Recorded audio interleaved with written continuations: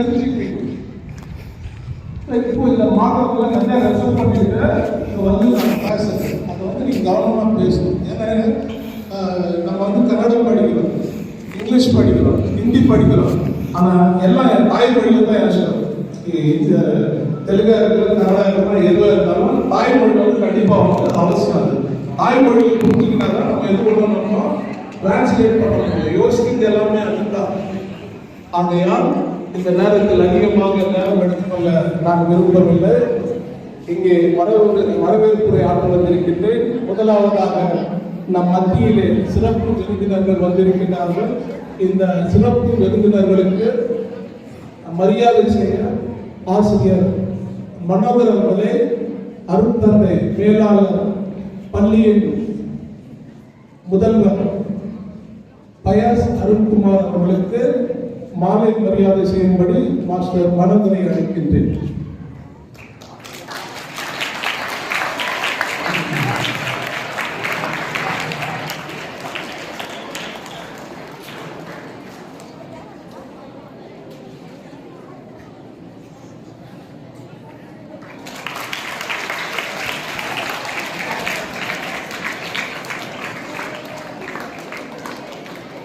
அடுத்து நம் மத்தியிலே சிறப்பு விருந்தினராக தூய வளனார்பள்ளி Saint Joseph church, Saint Joseph school அங்கிருந்து ரெவரண்ட் சிஸ்டர் அமல ரெஜினா அவர்கள் வந்திருக்கிறார். அவர்களுக்கு மாலை மரியாதை செய்ய திருமதி லதா கிருஷ்ணாவை அழைக்கின்றேன்.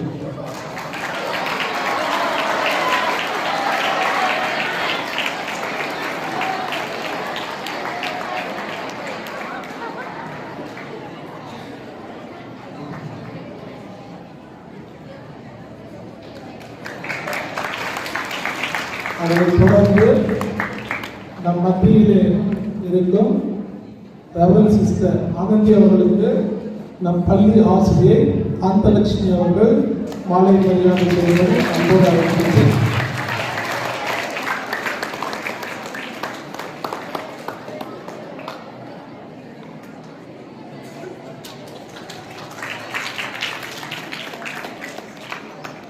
அதனைத் தொடர்ந்து திருமதி ஷாபலாவை அழைக்கின்றேன். நம் பள்ளியை சார்ந்த ஆசிரியர் குணசேகரி அவர்களுக்கு மாலையை மரியாதை செய்யப்பட்டு அனுமதிக்கப்படுகிறது.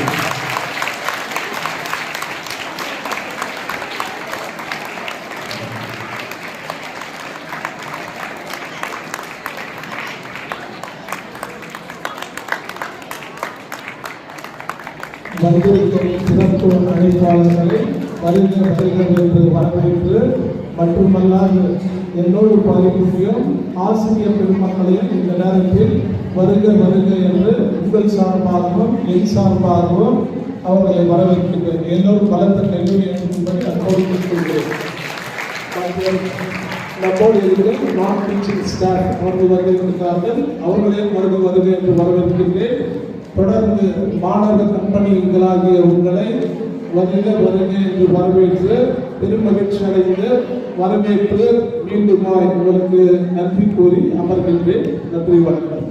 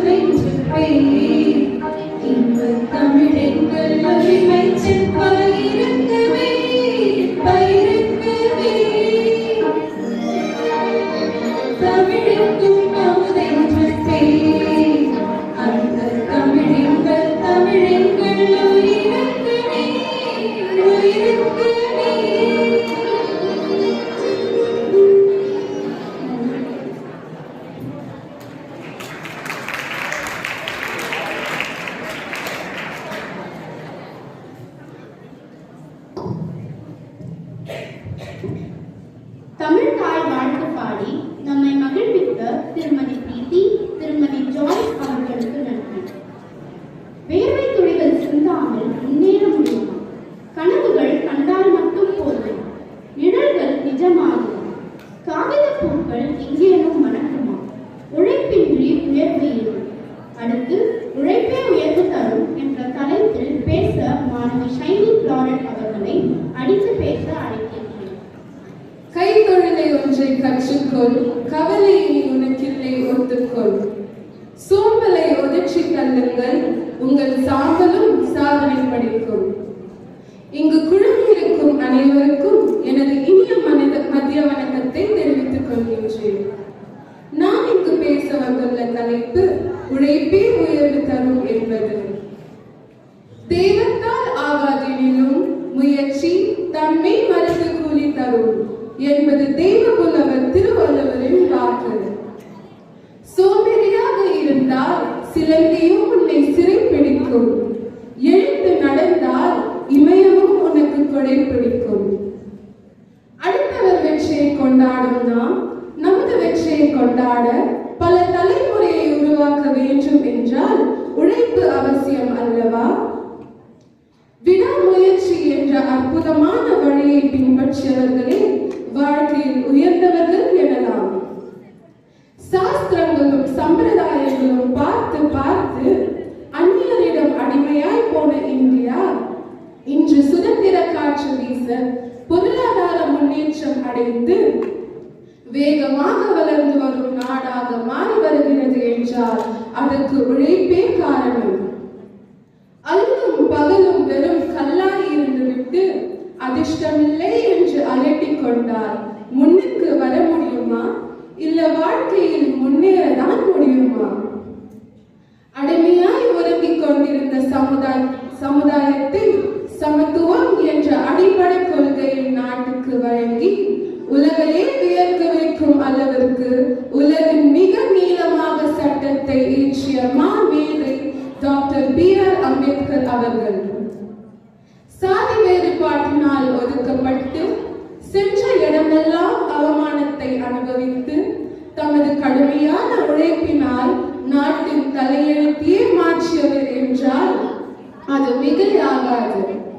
இவரை பற்றி கூற வேண்டும் என்றால் சட்டத்தை அணு அணுவாக செதுக்கியவர், தாழ்த்தப்பட்ட மக்களின் பிதாமகன், இந்திய அரசியல் அமைப்பு சாசனத்தை வகுத்துவர், சுதந்திர இந்தியாவின் முதல் சட்ட அமைச்சர் என்று கூறிக்கொண்டே போகலாம். இத்தகைய உயர்வை அடைந்தார் என்றால் இதன் பின்னர்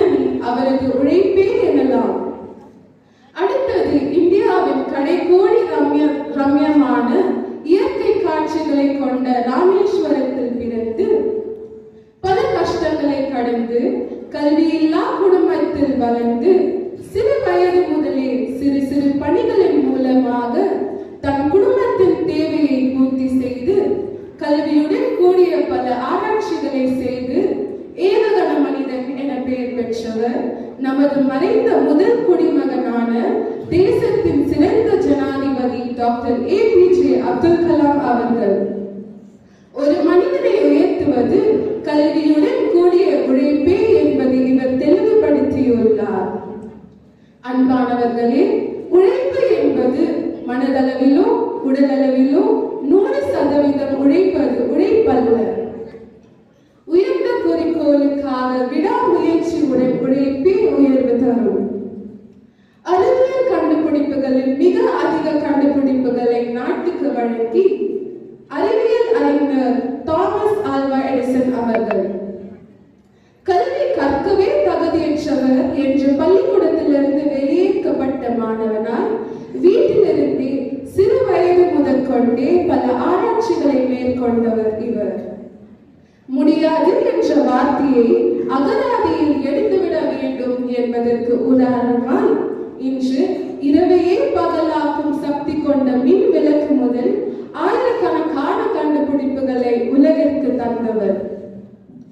பல தலைமுறையை கடந்து காலத்தால் அழியாத பேர் கொண்ட இவரின் கண்டுபிடிப்புகள் இன்று வரையில் வியக்கத்தக்கது என்றால் அன்று அவரது அயராத உழைப்பே காரணமாகும். பேரளவிலோ பிச்சை, வாங்குவதோ கோடிகளில். தமிழகத்தின் பெருமை திரு சுந்தர் பிச்சை அவர்கள். தூங்கா நகரம் மதுரையில் பிறந்து சென்னையில் ஜவஹர் வித்யாலயா மேல்நிலை பள்ளியில் படிப்பை முடித்து மேற்கு வங்காளம் கோரக்பூரில் IIT முடித்து அமெரிக்காவின் ஒரு தொழில்நுட்பத்தில் ஒரு பெரிய புரட்சியை செய்தவர். Microsoft, Google search, Firefox, Android இவைகளை எல்லாம் ஒரு புதிய கோணத்தில் வடிவமைத்து அலைபேசி எனும் செல்போன் உலகத்தை ஒரு பெரிய மாற்றத்தை உருவாக்கியவர். அனைத்து சாதனைக்கும் ஒரே காரணமாய் இருப்பது அவரது இருந்த உழைப்பு உழைப்பு உழைப்பு என்ற தாரக மந்திரமே. இன்று இவர் வாங்கும் சல்பலம் உலகில் இவரை மிஞ்ச எவரும் இல்லை என்றால் வியப்பை தருகிறது. நடுத்தர வர்க்கத்தில் பிறந்து வாழ்வின் உச்சநிலையுள்ள திரு சுந்தர் பிச்சை கூறுவது இதுதான். லட்சியத்தை அடைய உழைப்பினாலே மட்டும் சாத்தியம் என்றார். உயிர் வானிலே சிறகடித்து பறக்கும் கழுகு போல நீ வாழ்வின் உச்சநிலையை அடைய வேண்டும் என்றால் உழைப்பே உனக்கு உயர்வு தரும். மலை தடுக்கி யாரும் கீழே விழுவதில்லை, சிறு கல் தடுக்கி விழுவதுதான் இயல்பு. வாழ்க்கையில் வெற்றி பெற்றோர் அனைவரும் பல இன்னல்களை கடந்து வந்தவர்களே. நம் வாழ்வில் உச்சநிலையை அடைய வேண்டும் என்றால் உழைத்து தான் நம்மை உயர்த்தும். கடைசியாக ஒன்றை கூடி என் உரையை முடித்துக் கொள்கின்றேன். கடந்த வாரம் உலக செய்திகளில் தலைப்புச் செய்தியாக இருந்தது குகேஷ், 17 வயது நிரம்பிய மாணவர். ஒட்டுமொத்த உலகத்தையே இந்தியாவை திரும்பி பார்க்க வைத்தது அவரது உலக செஸ் சாம்பியன் என்ற பட்டத்தை. கேல் ரத்னா என்ற விருதை வாங்கி பெருமை கொள்கிறார். எல்லாவற்றுக்கும் மேலாக நம் பள்ளியின் மோட்டோ சக்சஸ் டு லேபர், உழைப்பே உயர்வு தரும் என்பதுதானே தாரக மந்திரம். இதனை உணர்ந்து ஏற்று உழைத்து நம் வீட்டிற்கும் நம் நாட்டிற்கும் ஏன் நாம் படித்து வருகின்ற பள்ளிக்கும் பெருமை சேர்ப்போம் என கூறி, உழைப்பின்றி உயர்வேது, உழைப்பே உயர்வு தரும், உழைப்பே உயர்வு தரும் என கூறி நன்றியுடன் கலந்த என வணக்கத்தை தெரிவித்துக் கொள்கின்றேன். நன்றி, வணக்கம்.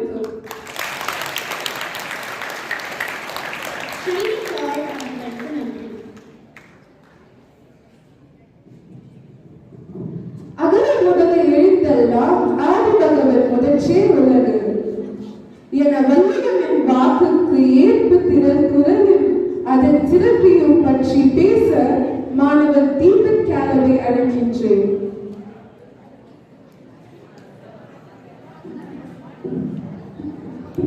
எல்லாருக்கும் வணக்கம். என் பெயர் தீபன் கேலி. நான் 10ஆம் வகுப்பு மாணவன். இன்று நான் திருக்குறளை பற்றி கூறப்போகிறேன். தமிழுக்கு பெருமை சேர்த்து திருக்குறளை படைத்தவர் திருவள்ளுவர். அகர முதல எழுத்தெல்லாம் ஆதிபகவன் முதற்றே உலகு என்ற பொதுமறையான திருக்குறளை தந்தவர் திருவள்ளுவர். இவருடைய குறளை கடுகை துளைத்தேடு கடலை புகற்றி குறுகி தரித்த குறள் என்று இடைக்காணால் கூறுகின்றார். அணுகை துளைத்தேடு கடலை புகற்றி குறுகி தரித்த குறள் என்று ஔவையார் புகழ்கின்றார். தமிழ்மறை என போற்றப்படும் திருக்குறளை தமிழுக்கு அளித்து தமிழுக்கு இன்றும் நிலைத்து நிற்கக்கூடிய பெரும் புகழை சேர்த்தவர் திருவள்ளுவர். வான்புகழ் வள்ளுவன் உலகிற்கு தந்து பெருமையுற்றது தமிழ்நாடு. திருக்குறளில் 1330 பாக்களாக முப்பாலாக அறத்துப்பால் பொருட்பால் காமத்துப்பால் என்று 3 வகையான அனைத்து உன்னதமான படைப்புகளை மக்களுக்கு தந்தவர் பொய்யா புலவர் திருவள்ளுவர். இவர் ஒரு தெய்வ புலவர். 2000 ஆண்டுகளுக்கு முன்பே தமிழ் மண்ணில் தோன்றியவர் இந்த புலவர். இப்பொழுது நான் 4 திருக்குறள் மற்றும் அதன் விளக்கத்தை கூறப்போகின்றேன். கற்க கசடர கற்றவை கற்றபின் நிற்க அதற்கு தர. கற்க என்றால் கற்றுக்கொள்வது. எல்லாம் கற்றுக்கொள்வதை நாம் நமது வாழ்க்கையில் பயன்படுத்த வேண்டும் என்பது திருவள்ளுவர் இங்கு விளக்கமாக கூறுகின்றார். செல்வத்துள் செல்வம் செவி செல்வம் அச்செல்வம் செல்வத்துக்கெல்லாம் தலை. செல்வம் என்றால் சேமித்து வைக்கின்ற பொருட்கள் ஆகும். ஞானம் காசு ஆகவே எல்லாம் செல்வம் ஆகும். ஆகவே செல்வத்துள் செல்வம் செவி செல்வம். செவி என்றால் கேட்கின்ற ஒரு செல்வம் ஆகும். நாம் கேட்கின்ற ஒரு அர்த்தமாகும். ஆகவே நாம் திருக்குறள் இப்பொழுது இப்படியே சொல்கின்றார். செல்வம் என்றால்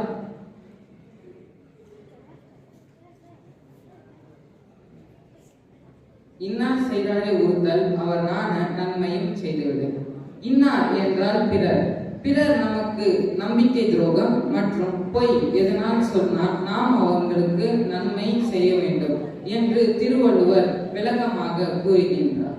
ஆகவே நாம் திருக்குறளை கடைபிடித்து நாம் எல்லாம் திருக்குறளை நம் வாழ்க்கைக்கு பயன்படுத்துமாறு நான் எல்லாரிடம் கேட்டுக்கொள்கின்றேன். நன்றி, வணக்கம்.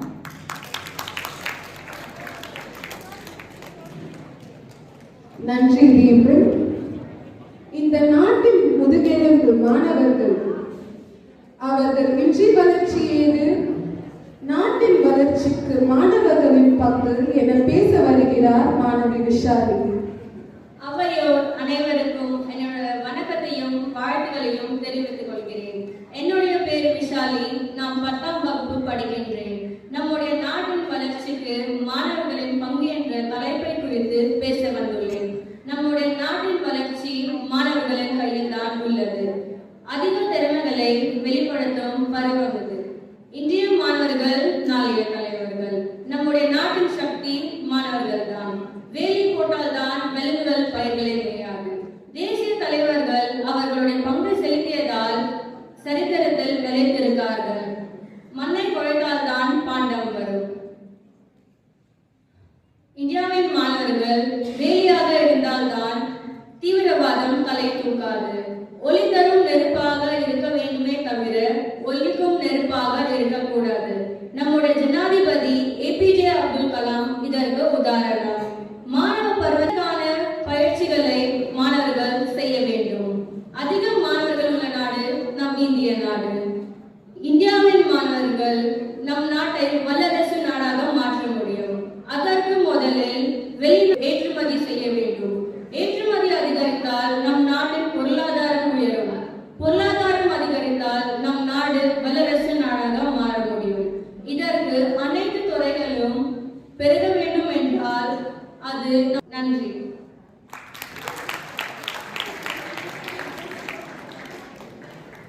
நன்றி விஷாலி. செம்மொழியா தமிழ் மொழியா கல் தோன்றி வந்தொழி தமிழ் பயன் தமிழ் பேச செம்மொழியாம் தமிழ் மொழியாம் எனும் தலைப்பில் பேச எல்லோருக்கும் வணக்கம். என் பெயர் சுசேமேரி. நான் 8வது வகுப்பு படித்துக் கொண்டு வருகிறேன். நான் இப்பொழுது செம்மொழி மற்றும் தமிழ் மொழியை பற்றி பேசப் போகிறேன். உலகில் பல ஆயிரக்கணக்கான மொழிகள் பேசப்படுகிறது. இவைகளில் தமிழ் மொழி ஒரு பழமையான மொழியாகும். அவன் பேசும் மொழியிலே அவன் தரம் அறியப்படுகிறது.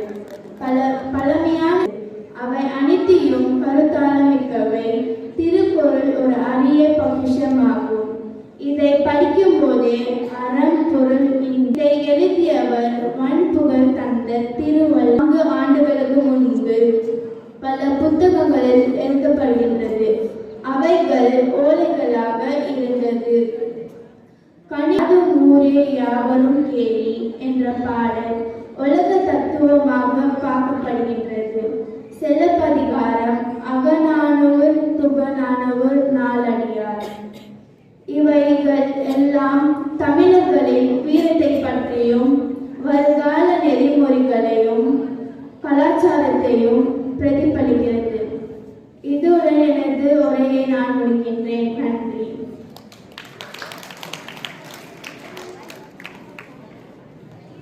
நன்றி சுசே. அறிவு அரிது மானிடராய் பிறப்பது அரிது. அதனினும் அரிது கூன் குருடு செவிடு இன்று பிறப்பது அரிது. பெண்ணக பிறப்பதற்கு நல்ல மாதவம் புரிந்திருக்க வேண்டும் அம்மா என்ற பாரதியின் கூட்டுப்படி அடிமை பெண்ணாக இருந்தது போதும், புதுமை பெண்ணாக மாறு என்று போராடிய சாவித்ரிபாய் பூலே, மகாத்மா காந்தி, ராஜாராம் மோகன் ராய் அவர்கள் கூறி பெண் கல்வியின் முக்கியத்துவம் 10ஆம் வகுப்பு மாணவி நடாஷா புஷ்பிகா. இங்கு அமர்ந்திருக்கும் எல்லோருக்கும் என் பணிவான வணக்கங்கள். நான் 10வது வகுப்பு படித்துக் கொண்டிருக்கின்றேன். என்னோட தலைப்பு பெண் கல்வியின் முக்கியத்துவம். பெண் என்றாலே அன்பில் தாயாக, அழகில் தேவதையாக, வெற்றிக்கு மாலையாக, கண்டிப்பில் ஆசிரியராக திகழ்பவர் தான் பெண். கொண்டும் இருக்கும் பெண்களின் பாடு எத்தனையோ எத்தனை. ஜான் பிள்ளை ஆனாலும் ஆண் பிள்ளை தான் வேண்டுமா, தந்தைக்கு கடைமகள், இப்படி ஆண் வாரிசை தான் தேடுகிறார்கள். அதே பெற்றவர்களுக்கு பெண்ணை பெற்று விட்டால் அந்த பெண் செலவு திருமண செலவு என்று புலம்புகிறார்கள். அதனால் பெண்களுக்கு முழுமையான கல்வி வழங்கப்படுவதில்லை. இந்த காலத்தில் பெண்களும் ஆண்களுக்கு சரிசமமாக சம்பாதிக்கிறார்கள். அந்த காலத்தில் அடுப்போதும் பெண்ணுக்கு படிப்பு எதற்கு என்று பழமொழியை நீங்கள் கேட்டிருப்பீர்கள். ஆனால் அது அர்த்தம் நாம் தவறாக புரிந்து கொண்டிருக்கின்றோம். அந்த காலத்தில் அடுப்பில் தான் சமைக்க வேண்டும். பெண்கள் ஒரு படி பூ வைத்துதான் சமைப்பார்கள். அப்படி சமைக்கும் போது அந்த பூ வாடி போய்விடும். அதனால் பெரியவர்கள் என்ன சொல்வார்கள் என்றால், குளித்து முடித்து சமைத்து அதுக்கப்புறமாக பூ வைத்துக்கொள் என்று சொல்வார்கள். அதுதான் அடுப்பூதும் பெண்ணுக்கு ஒரு படி, அதாவது ஒரு முழம் பூ எதற்கு என்று சொல்வார்கள். ஆனால் நாம் என்ன புரிந்து கொண்டோம் என்றால், படிப்பு கல்வி எதற்கு என்று புரிந்து கொண்டோம். அது தவறான பதில். ஒரு குடும்பத்தில் ஒரு பெண்ணுக்கு கல்வி கொடுத்து விட்டால் அந்த குடும்பத்துக்கே அமுத சுரபி என்னும் ஒரு அச்சை பாத்திரம் அது கொடுக்கும். இந்த குடும்பத்துக்கு மட்டும் இல்லாமல் இந்த உலகத்துக்கே அது பயன்படும். ஒருவேளை அந்த பெண்ணோட கணவன் இறந்து விட்டால் அந்த பெண் பெற்ற பிள்ளையை காக்க அந்த படிப்பு உதவும் அல்லவா?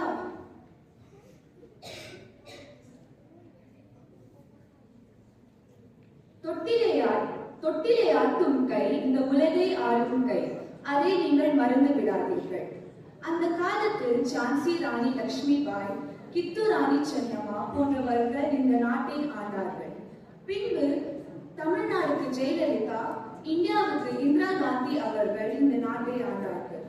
இப்பொழுது திரௌபதி முர்மு மற்றும் கேஜிஎஃப்க்கு ரூபகலா மேடம் அவர்கள் ஆழ்வார்கள். ஏன் நீங்கள் நாட்டை எடுக்கிறீர்கள்? நாம் பள்ளியை எடுத்துக்கொள்வோம்.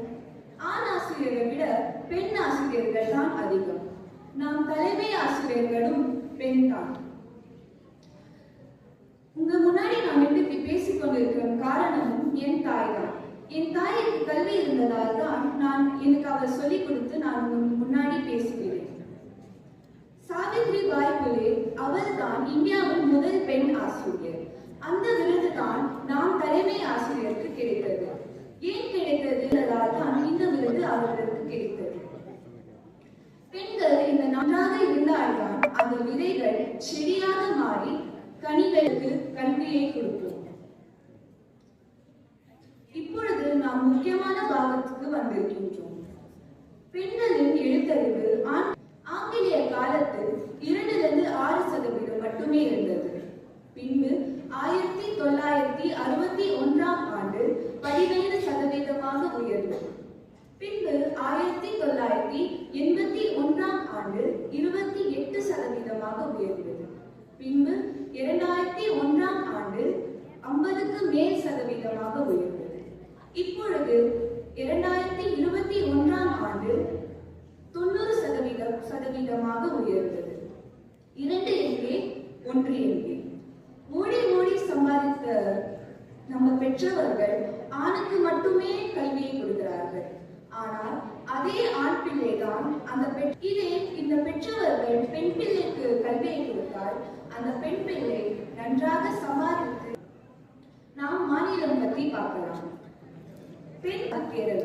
கேரளத்தில் 92% பெண் கல்வி இருக்கும் மாநிலம் ராஜஸ்தானில் வெறும் 53% மட்டுமே இருக்கின்றது.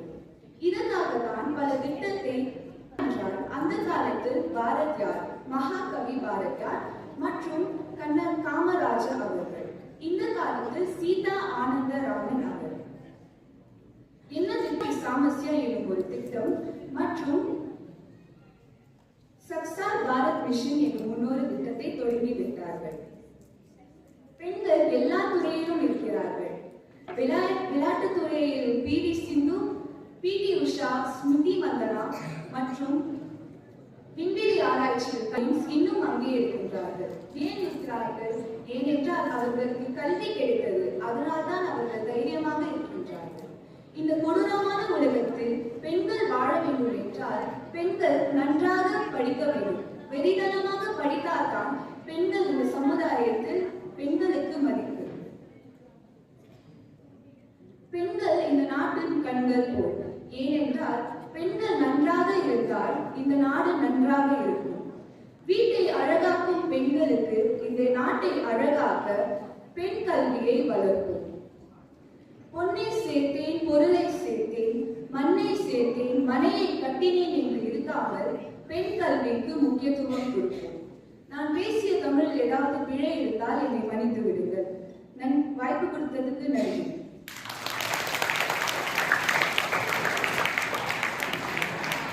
நன்றி நடாஷா. நதியில் விளையாடி கொடியில் தலை சீவி நடந்த இனத்தென்றலே நினைப்பதெல்லாம் நடந்துவிட்டால் தெய்வம் வேறு இல்லை. விவிலியத்தை முழுமையாக படித்து அதில் தன்னை முழுமையாக ஈடுபடுத்தி இந்துவாக இருந்து கொண்டு இயேசு காவியம் என்னும் ஜீவியத்தை எழுதினவர். ஆயிரக்கணக்கான பாடல்களை இயற்றிய கவிஞர் கண்ணதாசனின் காலத்தில் எழுதிய பாடல்களை பேச வருகிறார் டைட்டஸ் பால்.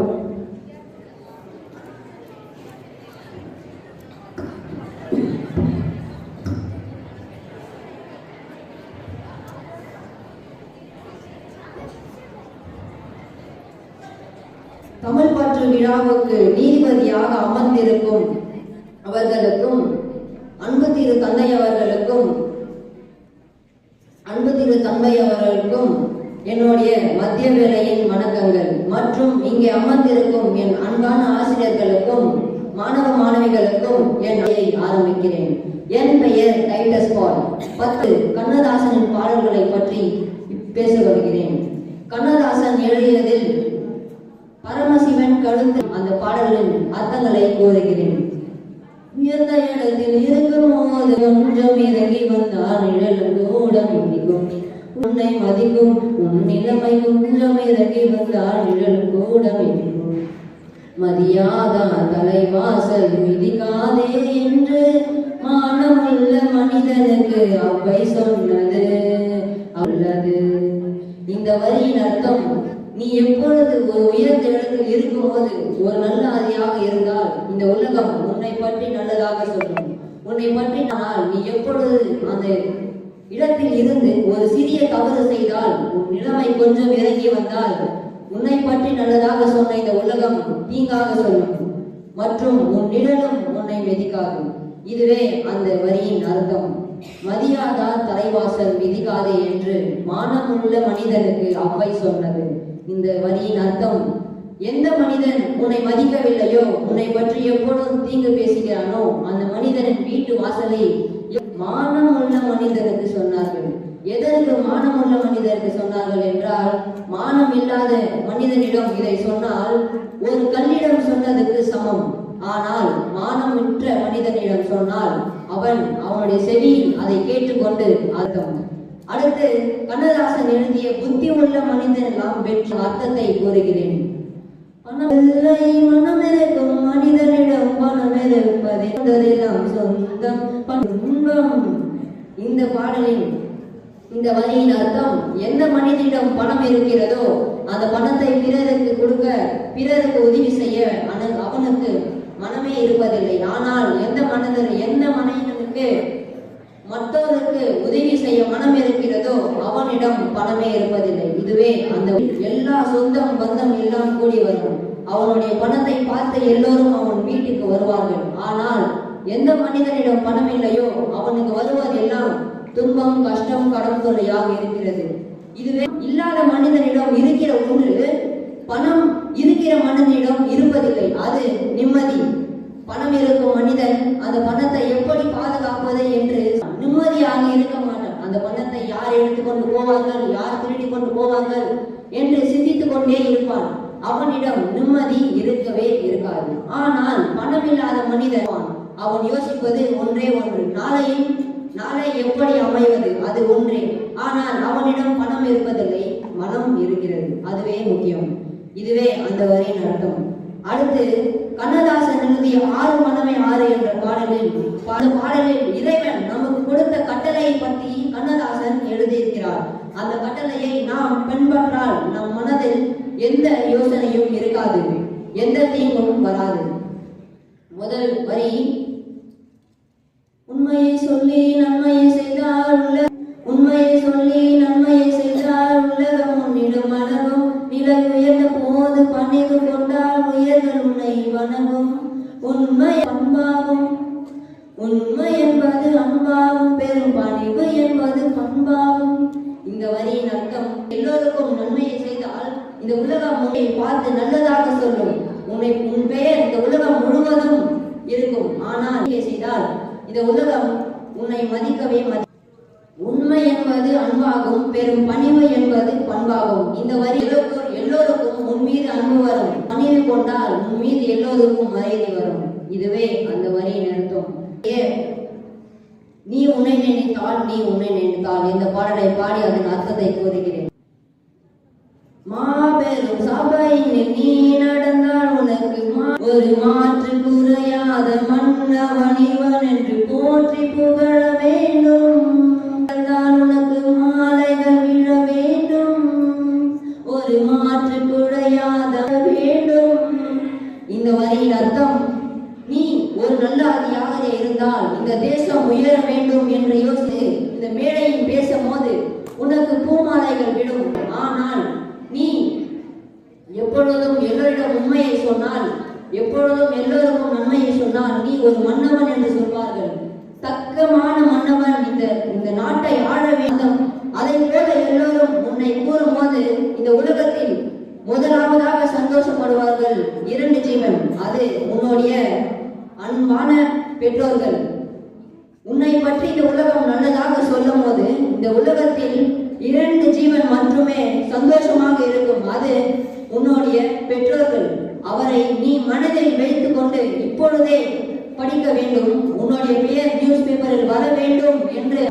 என் எப்பொழுது இந்த மாதிரி உயர்வான் என்று எல்லா பெற்றோரின் மனதிலும் அது இருக்கும். நாம் அவருடைய மனதில் இருக்கும் அந்த ஆசையை நிறைவேற்ற வேண்டும். அதற்கு நாம் எல்லாரும் படிக்க வேண்டும். மாணவர்கள் எல்லோரும் நன்றாக படிக்கிறார்கள். அது எதற்கு என்று உங்களை கேட்டால் நீ சொல்வீர்கள் அவரிடம் பணம் இருக்கிறது, ஞானம் இருக்கிறது என்று நீ சொல்வீர்கள். விட்டு கூர்மையாக சிந்தித்து படிக்கிறார்கள். அதனால் அவர்கள் ஒரு பெரிய நிலைக்கு வரபடி அவர்களுக்கு அந்த தன்னம்பிக்கை இருக்கிறது. ஆனால் நமக்கு தொலைபேசியில் இருக்கிறது, விளையாட்டில் இருக்கிறது, எல்லோரிடம் பேச வேண்டும் என்று இருக்கிறது. ஆனால் படிக்க வேண்டும் என்ற அந்த கவனம் எல்லோர் மனதிலும் சிறியதாக இருக்கிறது. ஆனால் பெரியதாக எல்லோரும் என்றதே மனதில் பெரிய அளவில் ஊக்கமாக இருக்கிறது. அதை விட்டு கவனம் படிப்பில் செலுத்துங்கள். அப்பொழுதே நீங்கள் ஒரு உயர்ந்த இடத்தில் உயர்ந்த அதிகாரியாக அமர வேண்டும். உயர்ந்த இடத்தில் உயர்ந்த அமதி அந்த படிப்பை இப்பொழுதிலிருந்தே கல்வி படிப்பு வேண்டும். அதற்காக நான் கூறி இப்பொழுது நான் விடைபடுகிறேன். எனக்கு இந்த வாய்ப்பு அளித்த எல்லா ஆசிரியர்களுக்கும் நன்றி கூறுகிறேன். வாழ்க தமிழ், வளர்க கலை. நன்றி கல்விஸ். கண்ணுடைய என்பவர் கற்றோர், முகத்திரண்டு புண்ணுடைய கல்லாதவர். அதாவது கண்ணுடையவரே கல்லாதவர், படிக்காதவர், முகத்தில் 2 புண் உடையவர் என 2000 ஆண்டுகளுக்கு முன்பே கல்வியை பற்றி திருக்குறளில்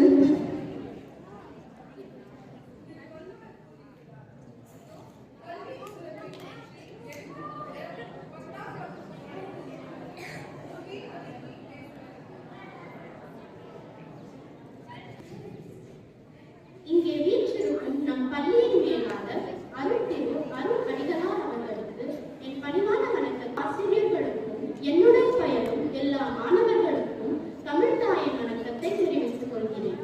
என்னுடைய தலைப்பு கல்வியின் சிறப்பாகும். என்னை வழிகாட்டிய ஆசிரியர் திரு பிரசன்னா வைலட் மேரி அவர்கள். கற்க கசடர கற்றவை கற்ற பின் நிற்க அமையாத ஒன்றாக திகழ்வது ஏனெனில் கல்வியே ஆகும். எந்த ஒரு சமூகத்தினரும் இக்கல்வியை கற்பதிலிருந்து விலகிச் செல்வது இன்றைய நவீன உலகில் மிகவும் அரிதாக காணப்படுகிறது. ஏனெனில் கல்வியின் சிறப்பை அனைத்து சமூகமும் அறிந்ததனால் இன்று கல்வியானது மனிதனின் அத்தியாவசிய சிறப்பை பற்றி கூறும்போது கல்வி கற்றவன் எந்த இடத்திற்கு சென்றாலும் அவன் பெயர் சமூகத்தினால் மதிக்கப்படுகிறது. இதற்கு காரணம் அவன் கற்ற கல்வியை அறிந்ததனால் அதனை கற்பது ஒரு இன்றியமையாத மனித வாழ்வின் அங்கமாகவே மாறிவிட்டது. கல்விதான் மனிதனுக்கு சிறந்த அழிக்க முடியாத செல்வம். நல்ல குணமும் உயர்ந்த எண்ணமும் முன்னேற்றங்களும் கல்வி மூலமே அடைய முடியும். கற்றவனுக்கு சென்ற இடமெல்லாம் சிறப்பு. பிச்சை புகிலும் கல்வி கற்பது நன்றி. ஏனென்றால் கல்வி கற்றவனிடம் ஒழுக்கம், நேர்மை, நீதி மற்றும் நாட்டுக்கு சேவை புரியும் மனப்பான்மை உழைப்பின் மூலம் உயர்ந்து காணப்படும். குடும்ப வறுமை போக்கி வளமான வாழ்வுக்கு கல்வி உதவி புரியும். உலகத்தை நல்லவர்களாலேயே முடியும். மனிதன் உயிர் வாழ்வதற்கு நீர், நிலம், உடை தேவையோ அதே போன்று நம் அறிவை வளர்ப்பதற்கு சரியது தவறது என்பதை புரிந்து கொள்ள ஏன், எதற்கு, எப்படி என்று அறிந்து தூக்குமேடைக்கு அழைத்து செல்லும் வரை படித்துக் கொண்டிருந்தாராம் பகத்சிங். படிக்கின்ற இடம் கூட படுப்பகத்துக்கு அருகாமையை கேட்டாராம் அம்பேத்கர். படித்துக் கொண்டிருந்த புத்தகத்தை முடித்துவிட வேண்டும் என்று அறுவை சிகிச்சையை அடுத்த நாளுக்கு மாற்றி வைத்தாராம் அறிஞர் அண்ணா அவர்கள். படிப்பால் மட்டுமே பாரதத்தை பாராள வைக்க முடியும் என்று ஆகையால் கல்வி என்பது கண் போன்று. கல்வி கற்காமல் இருப்பது கண் இல்லாமல் வாழ்வது போலாகும். அழிக்க முடியாத இக்கல்வி செல்வத்தை வேண்டும் என்று கூறி வாய்ப்புக்கு நன்றி கூற விடைபெறுகிறேன். வாழ்க தமிழ், வளர்க கலை. நன்றி, வணக்கம். ஸ்ரீவர்ஷினி. நாம் அறிந்த மொழிகள்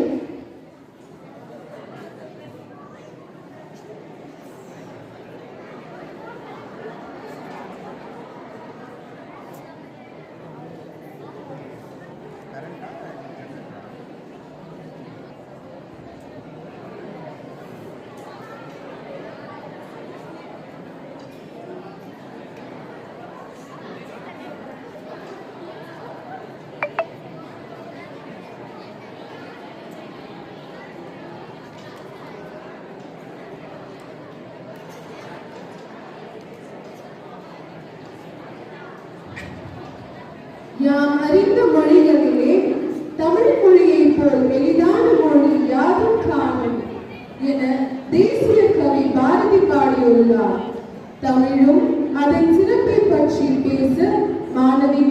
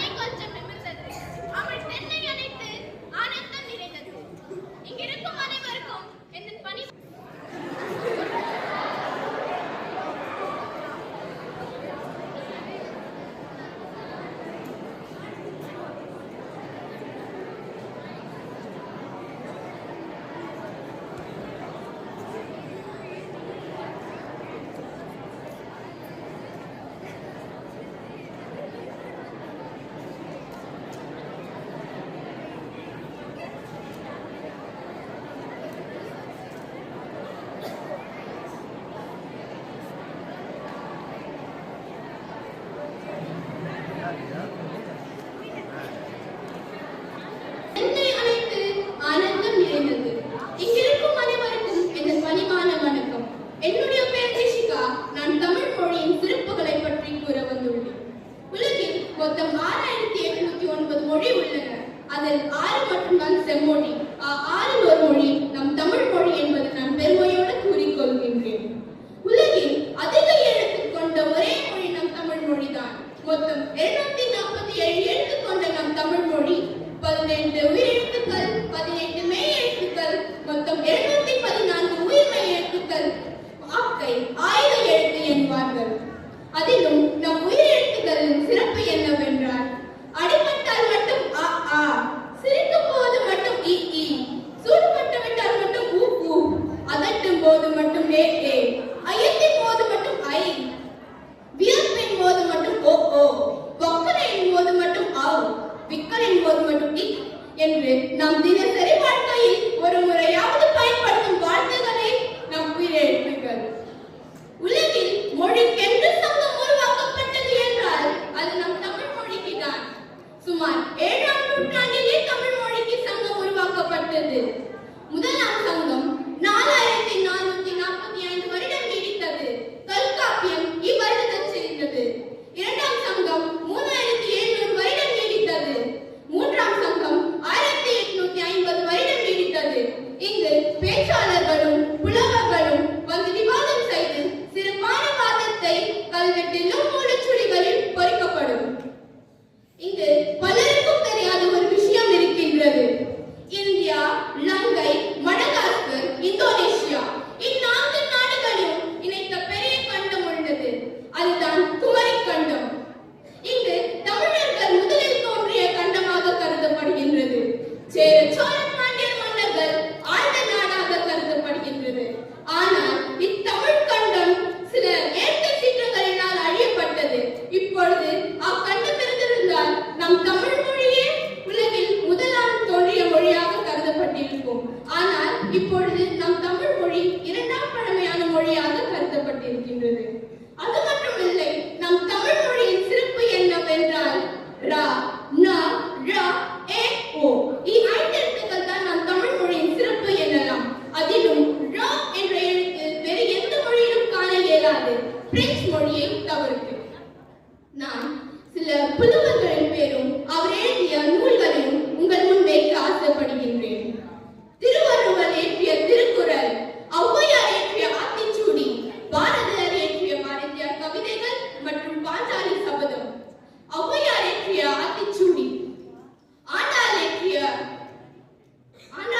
திருப்பாவை, இன்னும் பல உள்ளன. தொல்காப்பியர் இயற்றிய தொல்காப்பியம், நாலடியார் எழுதிய நாலடியார். கற்றது கையளவு, கல்லாதது உலகளவு என்று கூறுவார்கள். ஆனால் நம் திருவள்ளுவர் இயற்றிய திருக்குறள் 1330 குறள்களே, 2 வரிகள். ஆனால் உலகையே அதனுள் அடக்கி உள்ளார். கடைசியாக நான் தகர வரிசையிலிருந்து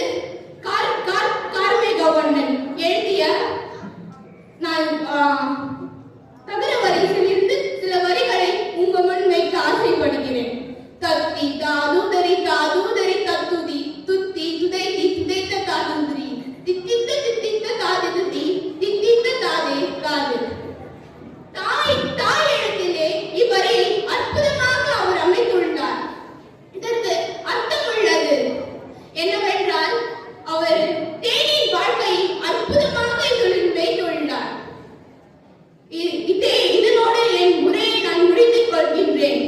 உடல் மண்ணுக்கு, உயிர் தமிழுக்கு. வாய்ப்படைத்த அனைவருக்கும் நன்றி கூறி விடைபெறுகிறேன். நன்றி, வணக்கம்.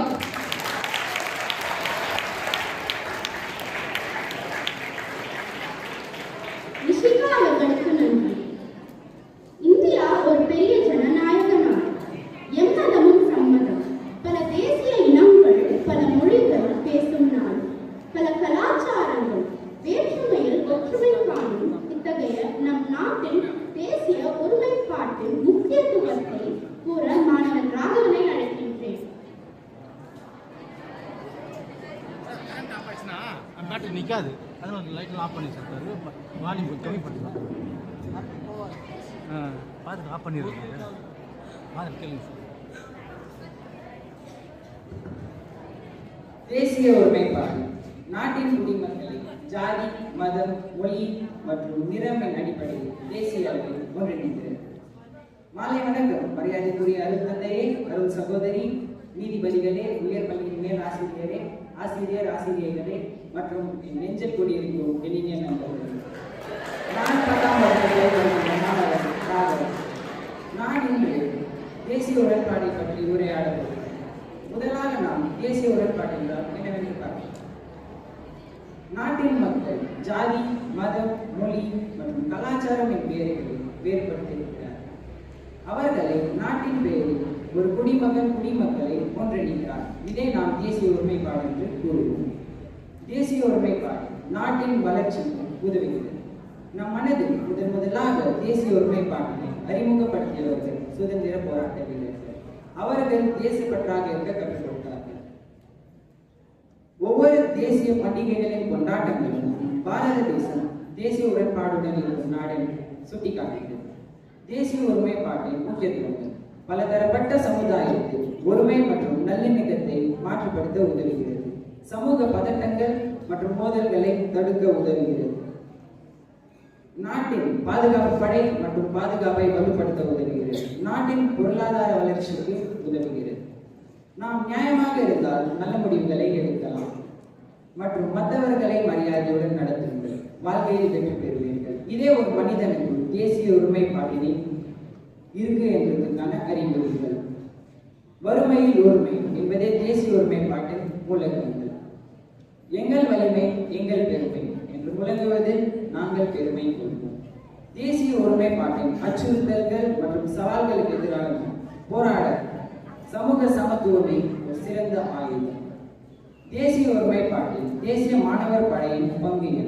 தேசிய மாணவர் படை என்றால் ஆங்கிலத்தில் NCC என்று கூறுவோம். முக்கிய நோக்கங்கள்: இந்தியாவை ஒருமைப்படுத்த வேண்டும், இளைஞர்களிடையே நாட்டின் பல்வேறு பாரம்பரியங்களை பற்றி விழிப்புணர்வு ஏற்படுத்த வேண்டும் மற்றும் மக்களிடையே நல்லிணக்கத்தை வளர்க்க வேண்டும். தேசிய ஒருமைப்பாட்டினை வளர்க்க வழிகள்: 1. மதசார்பின்மையை உருவாக்க வேண்டும், பொருளாதார வளர்ச்சிக்கு உதவ வேண்டும், கல்வியை புகட்ட வேண்டும்.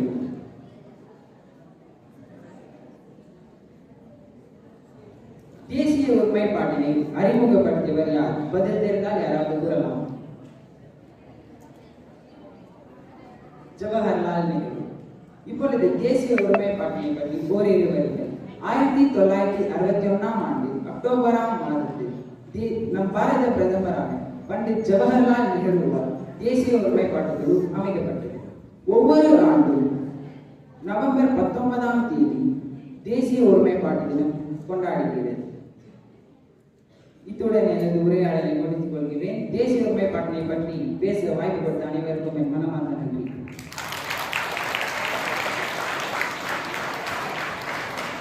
ராமநாதர்களுக்கு நன்றி.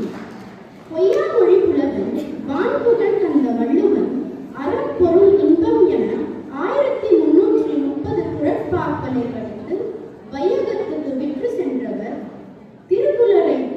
திருக்குறளை வடித்தவர் திருவள்ளுவர். அவரை பற்றி திருக்குறளின் சிறப்பு என்ற தலைப்பில் பேச வருகின்றார் விஷா என்ஜினியர்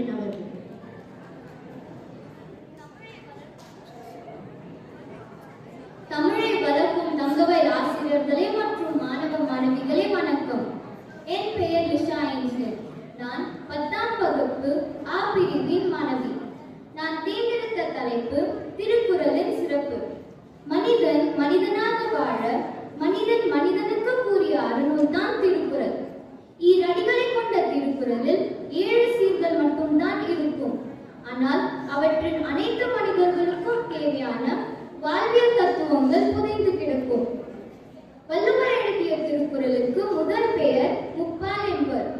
வேறு பெயர்களாலும் திருக்குறள் அழைக்கப்படுகிறது. உலக பொதுமறை, பொய்யாமொழி, வாயுரை வாழ்த்து, உத்தர வேதம், தேவநூல். திருக்குறளில் உள்ள மொத்த எழுத்துக்கள் 42,194 தமிழ் எழுத்துக்கள். 133 அதிகாரங்களையும் 1330 குறட்பாக்களையும் கொண்டது. இது குறள் வேங்கா வகையை சார்ந்தது. திருக்குறள் இன்பத்துப்பால். திருக்குறளுக்கு முதலில் உரை எழுதியவர் மணக்குடவர். திருக்குறளின் மூலத்தை முதலில் அச்சிட்டவர் தஞ்சை ஞானப்பிரகாசம் ஆவார். திருக்குறள் இதுவரை 26 மொழிகளில் வெளிவந்துள்ளன. திருக்குறள் தமிழ் இலக்கியத்தில் மிக முக்கியமான நூல்களில் ஒன்று. திருக்குறளின் சிறப்பை கவிதை வடிவில் காட்டும் நூல் திருவள்ளுவ மாலை என்பதாகும். இந்நூலில் 53 புலவர்கள் பாடிய 55 பாடல்கள் இடம்பெற்றுள்ளன. சின்ன குழந்தையின் சிரிப்பு முதல் மெய்யுணர்தல் வரை வள்ளுவர் மண்ணுக்கும் விண்ணுக்குமான சிந்தனைகளை தாம் அளவின் சிறிய நூலில் புதைத்து வைத்துள்ளார். நேற்று வந்த பசி இன்னும் அன்று விடுமோ, குறள் எண் 1048 என அஞ்சுகிற இடத்திலும் நெருப்பிலே தூங்கலாம், பசியிலே தூங்க முடியாது என தன்னிறக்கம் காட்டும் இடத்திலும் வறுமையோடு போராடிய வள்ளுவரின் தனி வாழ்க்கையினை உய்த்து உணரலாம். திருக்குறளில் தமிழ் என்கின்ற சொல் எங்கேயோ பயன்படுத்தப்படவில்லை என்பது அதிசயமாகும். ஒவ்வொரு பொருளும் தனித்தன்மை வாய்ந்தது. அகரத்தில் தொடங்கி நகரத்தில் முடிகிறது. குறள் எண் 341. யாதினின் யாதினி நீங்கியா நோதல், அதினின் அதினின் இடர். அதாவது யார் ஒருவர் ஒரு குறிப்பிட்ட பொருள் மீது அதிகப்பற்று வைக்காமல் இருக்கிறாரோ அவருக்கு அந்த பொருளால் தீங்கு எதுவும் நேராது. இந்த குறளை உச்சரிக்கும் போது உதடுகள் ஒட்டாது. மனித குலம் எந்த இடத்தில் வாழ்ந்தாலும் எந்த சூழலில் வாழ்க்கை முறைகளை மேற்கொண்டு இருந்தாலும் அங்கெல்லாம் ஒளியை பாய்ச்சு வாழ்க்கையை சிறந்த விளங்க வழிகாட்டும் நூல் திருக்குறள் மட்டும்தான் என்று கூறி என் உரையை முடிக்கிறேன். வாழ்க தமிழ், வளர்க தமிழ். நன்றி, வணக்கம். விஷா என்று அவர்களுக்கு நன்றி. நோயற்ற வாழ்வே குறைவற்ற செல்வம். ஒரு மனிதன் நீண்ட நாள் வாழ வைப்பது அவனது உணவு முறையே ஆகும். உணவே மருந்து என்ற தலைப்பில் பேச வருகின்றார் 10ஆம் வகுப்பு பயிலும் மாணவி விஷா அவர்கள். இங்கு கூடியுள்ள அவையோர் அனைவருக்கும் எனது இனிய மத்திய வணக்கம். என் பெயர் யான் ரித்திகா. நான் 10ஆம் வகுப்பு ஏப்ரலில் படிக்கின்றேன். எனது வழிகாட்டி ஆசிரியர் திருமதி ஷாலினி அவர்கள். நான் இங்கு பேச எடுத்துக்கொண்டிருக்கும் தலைப்பு உணவே மருந்து. நீரின்றி அமையாதது உலகினில், யார் யாருக்கும் வானின்றி அமையாதது ஒழுக்கு என்ற வள்ளுவரின் வாக்குக்கு இணங்க நீர் எவ்வளவு முக்கியமானதோ அதேபோல் உணவும் ஒரு அத்தியாவசிய தேவைதான் என்பதனை யாராலும் மறக்க முடியாது என்று கூறிக்கொண்டு நாம் உயிர் வாழ உணவும் ஒரு அத்தியாவசிய தேவைதான் என்று கூறி எனது சிற்றுரையை உங்கள் முன் சமர்ப்பிக்கிறேன்.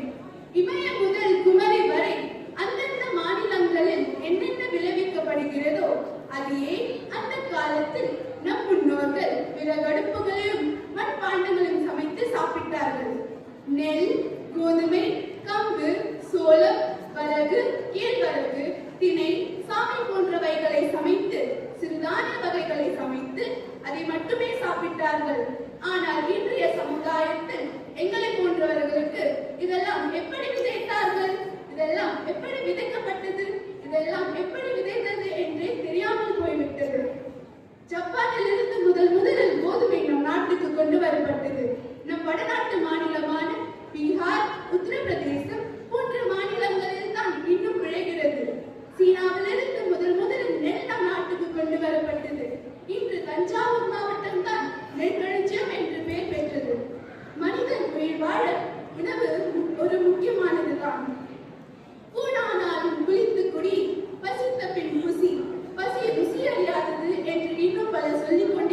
இருக்கலாம்.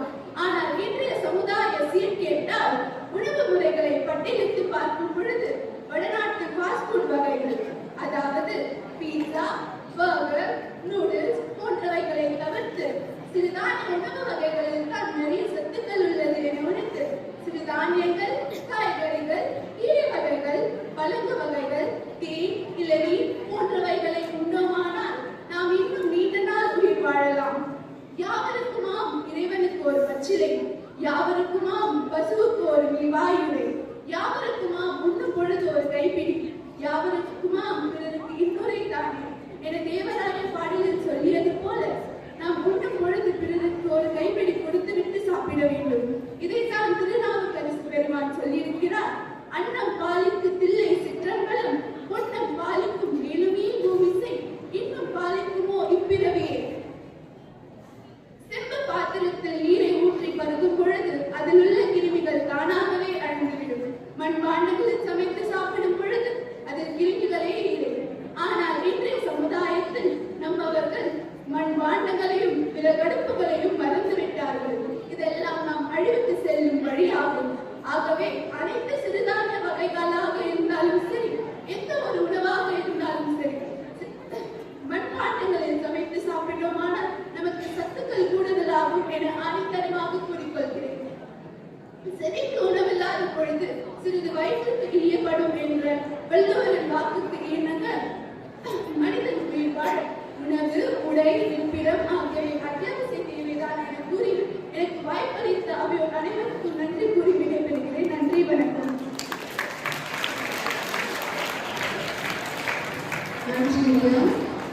இன்று உலக செய்திகளில் உடனுக்குடன் நொடி பொழுதில் தெரிவிப்பது மொபைல் போன் எனும் அலைபேசி தான். அலைபேசியின் நன்மைகளை குறித்து பேச மாணவிகள் சிறாவை அழைக்கின்றேன். தாமரை மலரை போல் இங்கு அமர்ந்திருக்கும் தாமரை மலரை போல் இங்கு அமர்ந்திருக்கும் தூய மரியன்னை பள்ளியின் முதல்வர் அருட்தந்தை பயஸ் அவர்களுக்கு தாய்மையின் வீர வணக்கத்தை தெரிவித்துக் கொள்கின்றேன். மற்றும் தாமரை இதழ்களைப் போல் இங்கு மலர்ந்திருக்கும் அனைத்து குருக்களுக்கும் என் அன்பின் வணக்கத்தை தெரிவித்துக் கொண்டு என் உயிரிலும் மேலான என் உடன் பயிலும் உங்கள் அனைவருக்கும் என் நட்பின் வணக்கங்கள். இங்கே நான் விவாதிக்க வந்துள்ள தலைப்பு அலைபேசியின் நன்மைகள். நான் பெல்சிடா 10ஆம் வகுப்பு பயிலுகின்றேன். என்னை வழிநடத்திய ஆசிரியர். அலைபேசி நம் வாழ்க்கையில் பல்வேறு விஷயங்களை எளிதாகவும் சுலபமாகவும் நமக்கு கொடுக்கின்றது. அலைபேசி பெரும்பாலும் செல்லுலார் போன் என்று அழைக்கப்படுகிறது. இது முக்கியமாக குரல் அழைப்புக்காக பயன்படுத்தும் சாதனம். தற்போது தொழில்நுட்ப வளர்ச்சிகள் நம் வாழ்க்கையை எளிதாக்கியுள்ளன. நம் விரல்களை நகர்த்துவதன் மூலம் உலகெங்கும் உள்ள எவருடனும் எளிதாக பேச முடியும். இன்று அலைபேசிகள் பல்வேறு வடிவங்கள் மற்றும் அளவினில் கிடைக்கின்றன. மற்றும் தொழில்நுட்ப விவரக்குறிப்புகள், குரல் அழைப்பு, வீடியோ, மல்டிமீடியா செய்தி, விளையாட்டு நோக்கங்களுக்காக பயன்படுத்துகின்றனர். எனவே இது ஸ்மார்ட் போன் என்று அழைக்கப்படுகிறது. அலைபேசியின் நன்மைகள். தகவலுக்கான அணுகல். அலைபேசி ஒரு தகவலுக்கான அணுகல். நம் விரல் நுனியில் இணையதளத்தின் செய்திகளை விரைவாக அறிய ஒரு அரிய வாய்ப்பு. கல்வியின் ஆதாரங்களையும் மற்றும் வாழ்வின் ஆதாரங்களையும் நமக்கு நொடி பொழுதில் வழங்குகின்றனர். வசதி. அலைபேசிகள் நமக்கு எண்ணற்ற வசதிகளை அனுப்ப, நம் தேவைகளை உடனுக்குடன் அறிய, நம் கையில் எளியதாக அருளும் காப்பு. அறிமுகம் இல்லாத இடத்தில், முகவரி இல்லாத இந்த உலகத்தில் பிறரை என்பதை உணர்த்தியுள்ள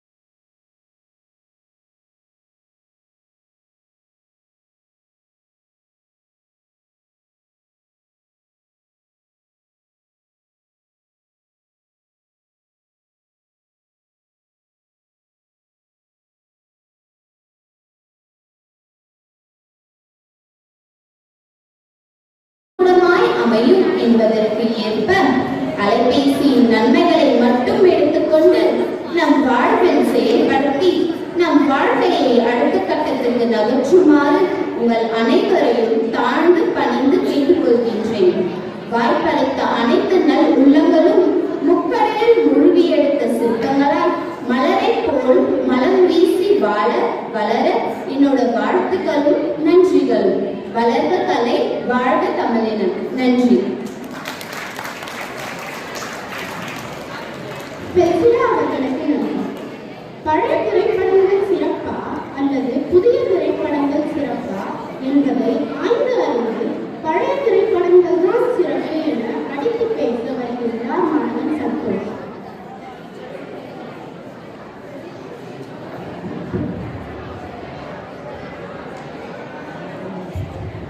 மலைகள் போல் மனம் பேசும் தூய மறை அன்னையும் அனைத்து ஆசிரியர்களையும் சிரம் தாய்ந்து எனது வணக்கங்களையும் வாழ்த்துகளையும் கூறுகின்றேன். சந்தோஷ் என்னும் நான் 10ஆம் வகுப்பு படிக்கின்றேன்.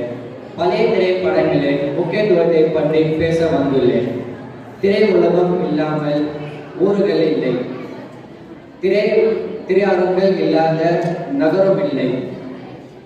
இன்று குற்ற ஏற்பு இளைஞர்கள் இல்லாத இடம் இல்லை. பழைய திரைப்படங்களில் குணங்களையும் தனி மனிதனாயும் ஆட்டி படைக்கின்றது. 1918ஆம் ஆண்டு முதல் திரைப்படம் வெளியானது. பழைய திரைப்படங்களில் முக்கியத்துவத்தை உதாரணமாக ஆகும்.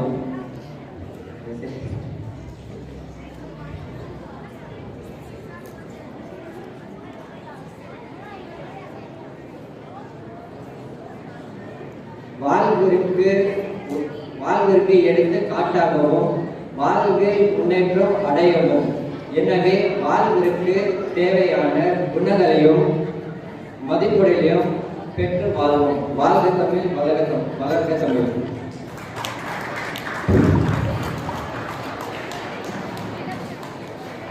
சந்தோஷ் அவர்களுக்கு நன்றி. சொல் பேசியில் கற்றவர்களை விட செல்போன் பேசி கற்றவர்களே அதிகம். மனிதன் தன் பொன்னான நேரத்தை எல்லாம் வாட்ஸ்அப், வீடியோ சாட்டிங், வரமுறை இல்லாமல் அன்லிமிட்டட் சாட்ஸ் என தன் உழைப்பை வீணடித்துக் கொண்டிருக்கிறார் என்பதை அலைபேசியின் தீமைகள் என்ற தலைப்பில் பேச வருகிறார் ரக்ஷிதா. அனைவருக்கும் என் முதற்கண் வணக்கம். நான் ரக்ஷிதா, தூய மரியனை உயர்நிலை பள்ளியில் 10ஆம் வகுப்பு படிக்கின்ற மாணவி. இப்போது நான் அலைபேசியின் தீமைகளை பற்றி கூற வந்துள்ளேன். அன்றன்ற வாழ்வில் மிகவும் முக்கியமான மின்னணு சாதனைகளில் அலைபேசியும் ஒன்று. ஆனால் அலைபேசி எவ்வாறு நன்மைகள் இருக்கிறதோ அதே அளவுக்கு தீமைகளும் இருக்கிறது. அலைபேசியில் அதிகமாக நேர்பட்டால் தூக்கமின்மை, உடல் சோர்வு போன்ற தீமைகள் தெரியும். புள்ளி விவர கணக்கெடுப்பின்படி 90% கல்லூரி மாணவர்கள் தங்களுடைய மொபைல் போன்கள் தூங்குகிறார்கள். அலைபேசி பயன்படுத்துவதால் மெலாட்டின் ஒடுக்கம், மூளை பாதிப்பு ஏற்படுகிறது. அலைபேசி உபயோகிப்பதால் நம்மை நாமே தனிமைப்படுத்துகிறோம்.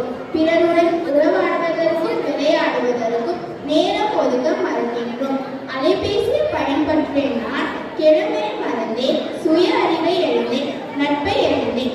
உன்னை என்னிடம் செலவிட்ட நேரம் கண்கள் குறைத்து உன்னதென்னை சிறையடைக்கின்றேன். அலைபேசியிலும் தொலைபேசியிலும் செலவிட்ட நேரத்தை குடும்பத்தோடு செலவிட்டால் அன்றன்ற வீடும் சொர்க்கமாகும். நன்றி.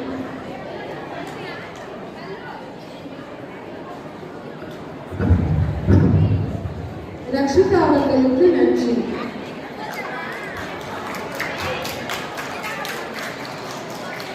ஆடுவோமே பல்லு பாடுவோமே என ஆனந்த கும்மி அடிப்போமே என கூறியுள்ளார் பாரதி. நோயற்ற வாழ்வே குறை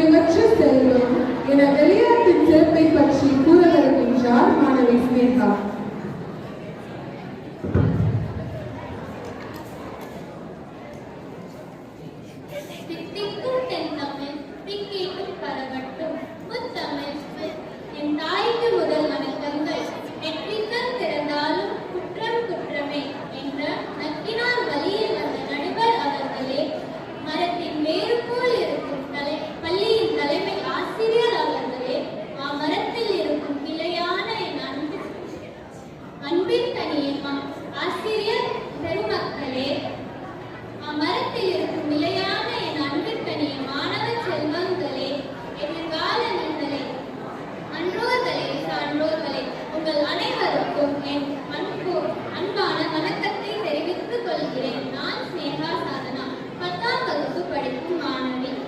நான் தேர்ந்தெடுத்த தலைப்பு விளையாட்டுகளின் சிறப்பு. தமிழர்கள் தலைமுறையாக விளையாடி கொண்டு வந்த விளையாட்டுகள் மற்றும் பிரபலமாக விளையாடும் விளையாட்டுகள் தமிழர்கள் விளையாட்டுகள் ஆகும். இதில் பல விளையாட்டுகள் தென்னிந்தியாவில் விளையாடப்படுகின்றன. இன்னும் பல உலகமெங்கும் விளையாடப்படுகின்றன. உதாரணம் மட்டைப்பந்து, உதைப்பந்து. தமிழன் விளையாட்டுகளின் பண்புகளை வேறுபடுத்தலாம். வெள்ளிக்கால விளையாட்டுகள், உள்ளேக்கும் விளையாட்டுகள், மகளிர் விளையாட்டுகள், சிறுவர் விளையாட்டுகள், குழந்தைகள் விளையாட்டுகள். இதில் ஆடவர் விளையாட்டுகள் பெரும்பாலும் புற விளையாட்டுகளாக உள்ளன. உதாரணம் ஜல்லிக்கட்டு, உரி மரம் ஏறுதல், பானை உடைத்தல், இன்னும் பல உள்ளன. விளையாட்டின் போது ஓடி ஆடி விளையாடுவதால் தகுதியான எலும்பு வளர்ச்சி, நரம்பு வளர்ச்சி, இன்னும் பல பலன்கள் உள்ளன. ஓடி ஆடி விளையாடுவதால் மூளைக்கு ஆக்சிஜன் அதிக அளவில் செல்வதால் படிப்பில் அதிக அளவில் கவனம் செலுத்தலாம். ஓடி விளையாடு பாப்பா, நீ உயிர்களாட பாப்பா, கூடி விளையாடு பாப்பா என்று சொல்லி என் உரையை நான் முடித்துக் கொள்கிறேன். தமிழில் ஒரு சில வார்த்தைகள் பேச வாய்ப்பு கொடுத்ததுக்கு நன்றி. ஸ்னேகா அவர்களுக்கு நன்றி. செந்தமிழ் நாடினும் பொழுதினிலே இன்பத் தேன் வந்து பாயினும் பாவினிலே அச்சமில்லை அச்சமில்லை என ஒழித்தாரே சுப்பிரமணிய பாரதி. அவர்களை பற்றி பேச பாரதியின் கவிதைகள் என்ற தலைப்பில் பேச மாணவர் சைமனை அழைக்கின்றேன்.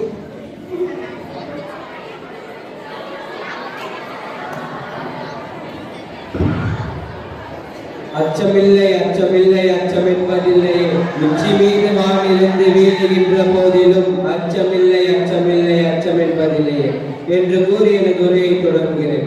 எனது பெயர் சைமன். நான் 10ஆம் வகுப்பு படித்து வருகிறேன். எனக்கு பேச கற்றுக் கொடுத்த திரு பாரமேஸ் ஆசிரியருக்கு நன்றி மற்றும் இங்கு நடுவராக அமர்ந்திருக்கும் அனைவருக்கும் என் வணக்கங்கள். பாரதியாரின் கவிதைகளில் கேட்கும் பொழுது நம் மனதிற்கு ஒரு நிம்மதி, தெளிவு, ஒரு புரட்சி ஏற்படும். பாரதியாரின் கவிதைகளில் புரட்சி ஏற்படும் கவிதையே வீரமும் மானமும் எங்களின் உடைமை, வீட்டிட நினைப்பது எதிரியின் மனதில் மற்றும் பாரதியாரின் ஆசையூட்டும் கவிதைகள்.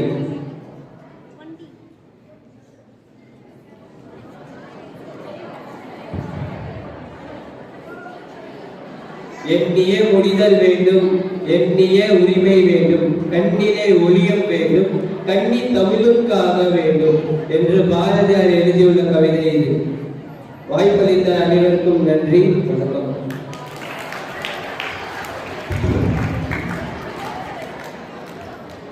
சைமன் அவர்களுக்கு நன்றி. சுத்தம் சோறு போடும் என்பது பழமொழி. ஆனால் இன்றைக்கு எங்கு பார்த்தாலும் குப்பை கூடங்கள் தான் தென்படுகின்றன. சுற்றுச்சூழலை எப்படி பாதுகாப்பது என்பதை கூட ஜெயசுப்ரியா 8ஆம் வகுப்பு பயிலும் மாணவியை அழைக்கின்றேன்.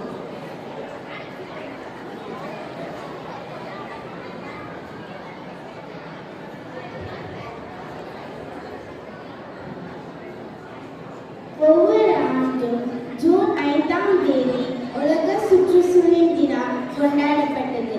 The World Environment Day. பெருகி வர மக்கள் தொலையாளும் கனவுகள் மற்றும்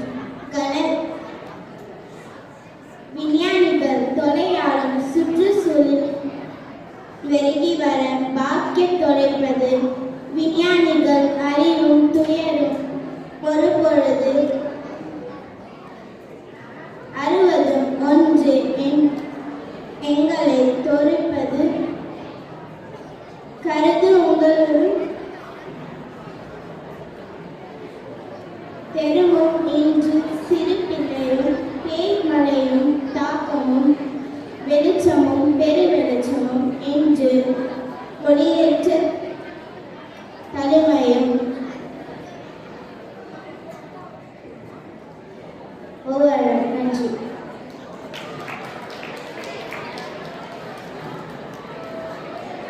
பிரியா அவர்களுக்கு நன்றி.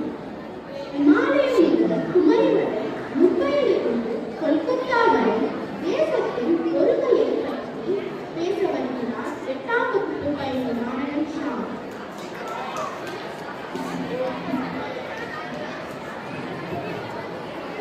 எல்லோருக்கும் என் அன்பான தமிழ் தாய் வணக்கங்களை தெரிவித்துக் கொள்கிறேன்.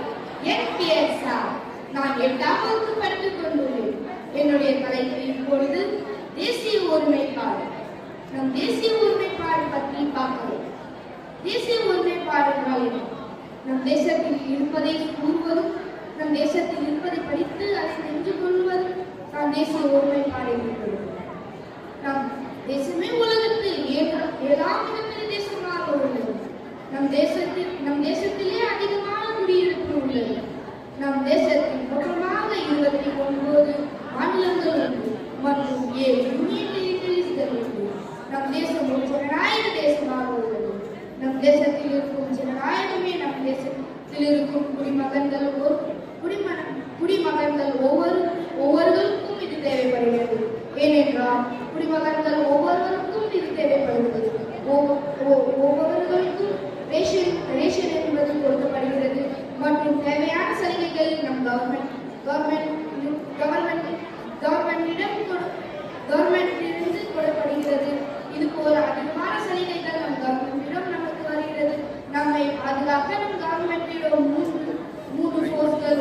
ஒன்றாவது நிலப்பகுதி போராளிகள் ஆர்ம் போர்ஸ், வான்பகுதி போராளிகள் ஏர் போர்ஸ் மற்றும் நீர்ப்பகுதி போராளிகளாக வாட்டர் போர்ஸ். இந்த 3 பகுதி போராளிகளை நம்மை காக்க இருக்கிறார்கள் மற்றும் இந்த இடத்தில் பாதுகாக்க சின்ன சின்ன பிரச்சனைகளை சால்வ் பண்ண நம்மிடம் இருக்கிறார்கள் போலீஸ் போர்ஸ்.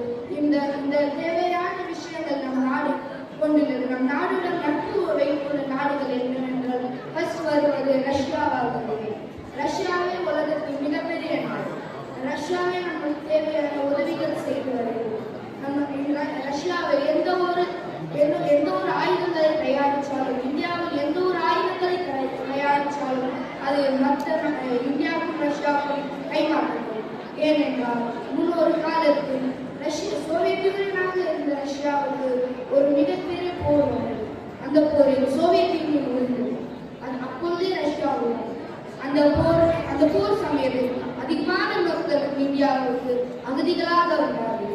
அந்த அகதிகளை தம் சொந்த குடிமகன் போல பாதுகாத்து வந்தது நம் இந்திய நாடு. நம் இந்திய நாடே சோழர்கள், பாண்டியர்கள் போல நல்ல மன்னர்கள் வாழ்ந்த நாடு. அந்த நாடு அவர்களை முடியும் வரை பாதுகாத்து கொண்டு தன் சொந்த குடிமகன் போல பாதுகாத்து கொண்டு வந்தது.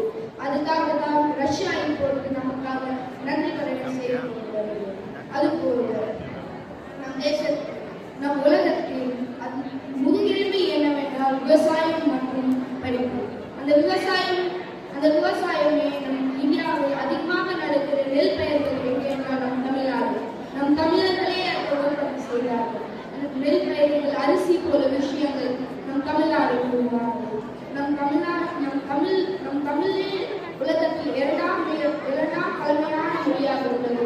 இந்த தமிழிலே நான் இந்த சொற்களை கூற வந்துள்ளேன். இப்பொழுது இந்த வாய்ப்பு கொடுத்தவர்களுக்கு நன்றி. வணக்கம். வாழ்க தமிழ், வளர்ந்த துறை.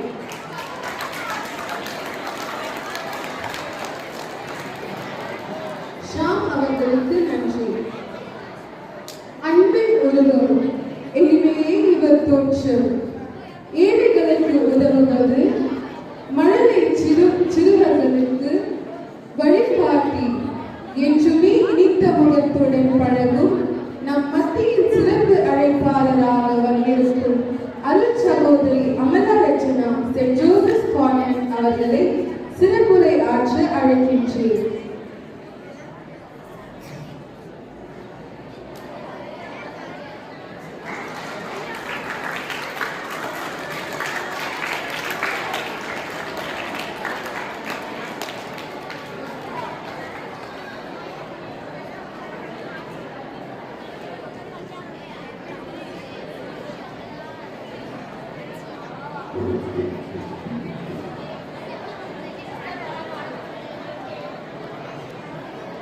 இங்குள்ள அனைவருக்கும் எனது மாலை வணக்கம். இங்கிருக்கும் அனைத்து பேச்சாளர்களையும் பார்க்கும்போது எனக்கு நடுங்குது. எனக்கு பேசுறதுன்னு தெரியல. ஆனா எல்லோரும் முயற்சி எடுத்து நல்முறையில் ஒவ்வொரு தலைப்பும் நன்றாக நீங்க பேசுவீங்க. உங்க அனைவருக்கும் இவ்வளவு ஒரு நல்ல முறையில நீங்க பேசுறதுக்கு எனக்கு ரொம்ப சந்தோஷம். எந்த ஸ்கூலு இத்தனை வருஷமா இருக்குது, 120 வருஷமா எங்க ஸ்கூல் இருக்குது. ஆனா இவ்வளவு நல்லா தமிழ்ல பேசுவாங்கன்னு எனக்கு ஒரு சந்தேகமா இருக்குது. யாருமே இந்த தமிழ்ல பேசுறது இல்லை. ஆனா சென்ட் மேரிஸ்ல இவ்வளவு அருமையா எல்லா மாணவர்களும் ஒரு நான் பயந்துட்டு உங்ககிட்ட பேசுறேன்.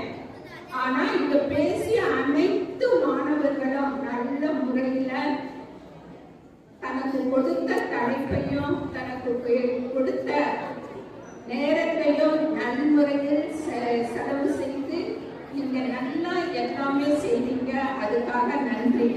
எனக்கு இந்த வாய்ப்பை கொடுத்த இந்த பள்ளி மேலாளர் அவர்களுக்கும் மற்ற ஆசிரியர்களுக்கும் இங்கு கூடியிருக்கும் அனைத்து மாணவ செல்வங்களுக்கும் நன்றி, வணக்கம்.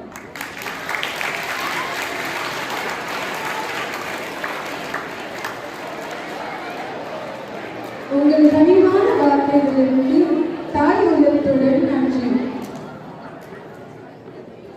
கூர்ந்த அறிவு, தெளிந்த பார்வை, மாணவர்களுக்கு தினம் ஒரு தகவல், சிறந்த விவாத திறமை, ஆழ்ந்த கருத்துக்கள் கொண்ட பிரசங்கம், பார்வையிலே கண்டிப்பு, குணத்திலே கனிவு, இவைகளுக்கு சொந்தக்காரர் வேறு யாரும் அல்ல, நம் பள்ளியின் மேலாளர், நம்மை எல்லாம் வழிநடத்தும் அருட்தந்தை பயஸ் அருண்குமார் அவர்களை தலைமையுரையாற்ற அழைக்கின்றேன். இன்றைய நிகழ்ச்சி முக்கிய விருந்தினராக வந்திருக்கும் அருள் சகோதரி சிஸ்டர் அமலா அவர்களுக்கும், miss Esther, sister Anandhi, miss Gunasekari மற்றும் ஆசிரியர் பெருமக்களுக்கும் அனைவருக்கும் என்னுடைய மாலை வணக்கத்தை கூறிக்கொள்கின்றேன். Good evening to all of you. Okay, maintain silence. You want perfect silence? Yeah. Very beautiful Tamil function today in our school in view of Pongal celebration that is going to come in the few days in the coming days. We are having this Tamil debate competition in our school. On the very outset, I congratulate and wish all the participants today excellent presentation. In the beginning, we don't read Tamil. We all speak Tamil, but we don't read Tamil. But then our children very beautifully prepared and very beautifully presented here on the stage. So let us all give them a big round of applause for all the children. The main architect of today's program is Master Paul Ramesh. I must tell you, when we had a debate in other languages, he insisted to have it Tamil language also. It is our pride. You know, Tamil is one of the world's oldest language. Tamil is one of the world's oldest language. More than 3,000 years ago, this language is born and is being spread, spoken, and literature is so strong. And in our Indian schedule of languages, Tamil is one among them.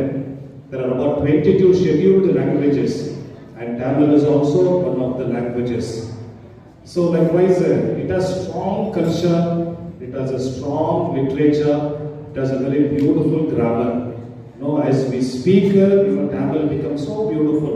In Tamil Nadu, language is almost equal to God for them. Language is almost equal to God for them. They even have Tamil God as language.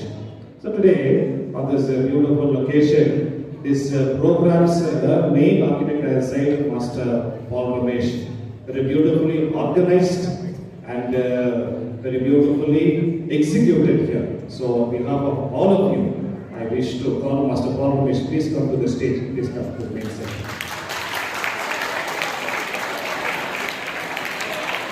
He's not only a teacher, he's also a social activist, by different ways and means in dramas, in speeches, in other social activities he participates, and he renders his service to our school as well as to the society.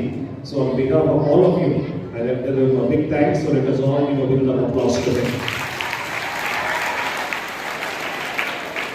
So my special thanks to all the teachers who prepared our children. Many teachers prepared them very well with the script and also with all the presentation tactics. So best wishes and congratulations to all the teachers who prepared them. Thank you very much. So in view of this debate competition, we are having this debate competition has been a big success for all of us. And with this debate competition, we close all activities. Henceforth, all academics will begin. So let us all together we journey in doing our best work and the fruitful work in our school. Thank you very much.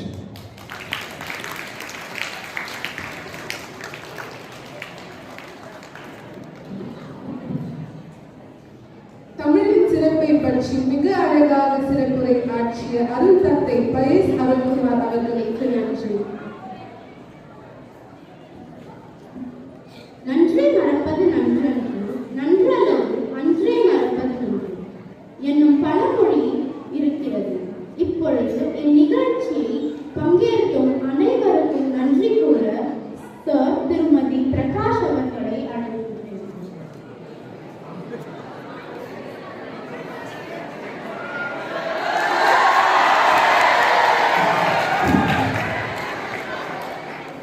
பேச்சு நன்றிவை விழுவது எழுவதற்கு, தொழுவது துறவதற்கு, படிப்பது விழிப்பதற்கு, குடிப்பது முடிப்பதற்கு, வாய்விட்டு சுவைப்பதற்கு, நல்ல வார்த்தைகள் கதைப்பதற்கு, செவிகளோ இன்பத்திற்கு இனிய செந்தமிழ் கேட்பதற்கு, பேசினியின் தலைப்பை கொடுத்து கேட்கிறீர்கள் செவி கொடுத்து, அனைவருக்கும் நான் நன்றி தொகுத்து நானிலும் போற்றவும் நல்லோருக்கு நன்றி சொல்லவும் வகையில் இந்த விழாவை சிறக்க வழியாகி ஒளியாகி அன்பாகி அருளாகி அன்பின் அரணாக பண்பின் வாசகுருவாய் என்னாலும் தமிழ் கூட்டப்பட இச்சிறந்த விழாவை ஏற்படுத்திய நமது தூய மணியன்னை பள்ளிகளின் தாளாளர் அருட்தந்தை பயஸ் அருள்குமார் அடிகளார் அவர்களுக்கு எனது மனம் கவரும் நன்றியை தெரிவித்துக் கொள்கிறேன்.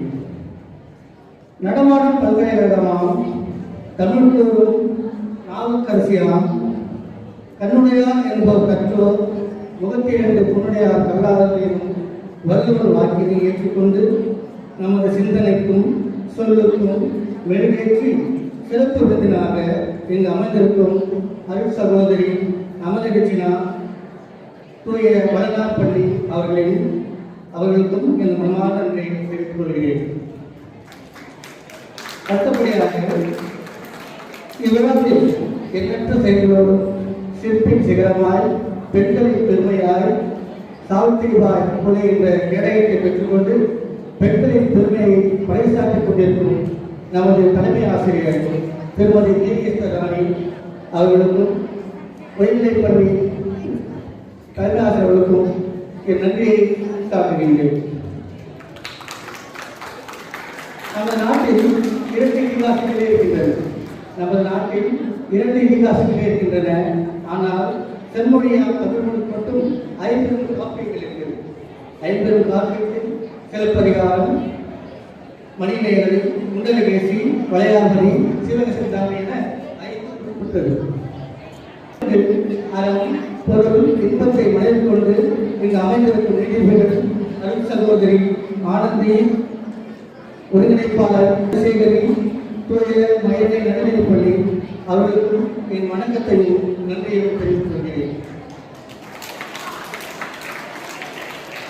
மூத்தவனை மூத்தக்கூடிய இந்த வரிகளில் இருந்து தமிழ் மொழியை பெருமைப்படுத்துகிறது இந்த இலக்கணம், சிறப்புடையது, இயல், இசை, நாடகம் என்னும் தமிழால் சொல்லால் இணைய செய்து இந்த விழாவில் வரவேற்பை ஆற்றிய மூத்த ஆசிரியர் திரு பாலகிருஷ்ணன் அவர்களுக்கு என் வணக்கத்தை நன்றி தெரிவித்துக் கொள்கிறேன்.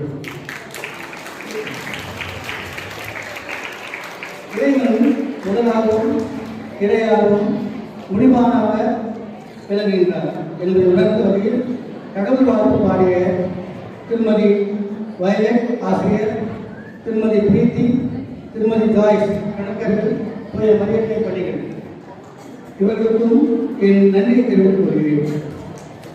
சொல்லாலும் செயலாலும் தமிழ்நயத்தோடு சிந்தனை மாறாகவும் எவருக்கும் நாங்கள் பயத்தவர்கள் அல்ல என்று நிரூபித்து காட்டிய தூய மரியன்னை பள்ளியின் அறிஞரை ஆங்கில வழி கல்விகளுக்கு தமிழ் வழியில் உரையாடிய எல்லா மாணவர்களுக்கும் என் ஆசிரியரோடு நன்றியை தெரிவித்துக் கொள்கிறேன். இந்த தமிழ் விழாவில் அழகிய சுவையால் தேனும் விட்டாத செந்தங்களும் ஆறாத தைரியமும் இவ்விழாவை தொகுத்து வழங்கிய 10ஆம் வகுப்பு மாணவர்கள் ஷைனி சேலக் அண்ட் சி வசீனி அவர்களுக்கும் என் நன்றியை தெரிவித்துக் கொள்கிறேன். கடைசியாக கற்கண்டாய், தேன் முந்தாய், தெவித்தாட்ட தெல்லமுதாய் கல்வியை ஊட்டிக் கொண்டிருக்கிற என்னோடு பயிரும் அனைத்து ஆசிரியர்களும் எனக்கு நன்றியை தெரிவித்துக் கொள்கிறேன். கடைசியாக இங்கு அமர்ந்திருக்கும் அனைத்து மாணவர்களுக்கும் என் நன்றியை தெரிவித்துக் கொள்கிறேன். நன்றி, வணக்கம். வாழ்க தமிழ், வளர்க தமிழ்.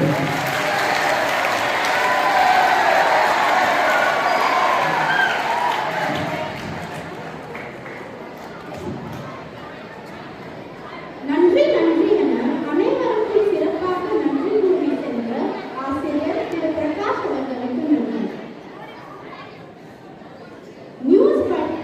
நியூஸ் பதிவு கொண்டிருக்கும் திரு சுரேஷ் அவர்களுக்கு நன்றி செலுத்த ஆசைப்பட்டிருக்கிறேன். இறுதி